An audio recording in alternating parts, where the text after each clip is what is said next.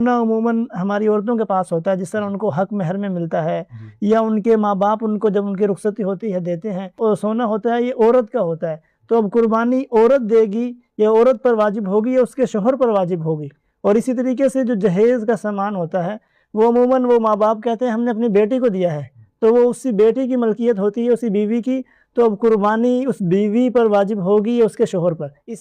عبداللہ بھائی آپ نے بہت پیاری بات کہی، اور عموماً لوگ اس کے بارے میں سوال بھی نہیں کرتے، لوگوں کو پتہ بھی نہیں ہوتا۔ بالکل ایسا ہی جیسا آپ نے فرمایا، اگر شوہر نے اپنی بیوی کو حق مہر دیا ہے سونا، تو وہ بیوی کی ملکیت ہے، وہ شوہر کی نہیں ہے۔ یا ماں باپ نے رخصتی کے وقت بیٹی کو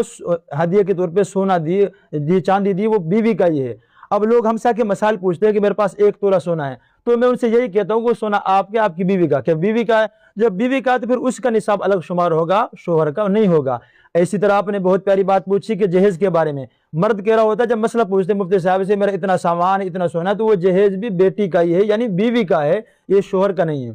اب سونے کو اگر عورت کا ہے تو عورت ہی کے ساتھ شمار کیا جائے گا، جہیز کو بھی بیوی کے ساتھ شمار کیا جائے گا۔ ہاں اگر کسی کو اپنا ذاتی سونا ہے، اس نے خریدا ہے یا اس کی دکان سنار تھا، تبھی اس کی ملکیت میں شمار ہوگا۔ وہ جو سونا یہ اپنا سمجھتا ہے بیوی کا، وہ اس کا نہیں، در حقیقت وہ بیوی کا ہے، اور جہیز بھی بیوی کا ہے۔ اگر بیوی کے پاس 1 تولہ سونا، کچھ پیسے ہیں، اور ان کی تعداد مل کر کتنی ہو جاتی ہے، 52.5 تولہ چاندی، یعنی 4,41,000 آج کی تاریخ میں، تو بیوی الگ سے قربانی دے گی۔ ایسی بیوی کے پاس سونے کے ساتھ پیسے تو نہیں ہیں، سونے کے ساتھ جہیز ہے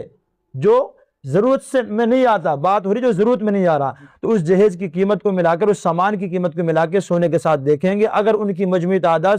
52.5 تولہ چاندی کی قیمت سے بڑھتی ہے تو اب اس عورت پہ الگ قربانی ہوگی، یہ شوہر کا نہیں ہوگا۔ یہ آپ نے بہت اچھی بات کی، بات کلیئر ہو گئی۔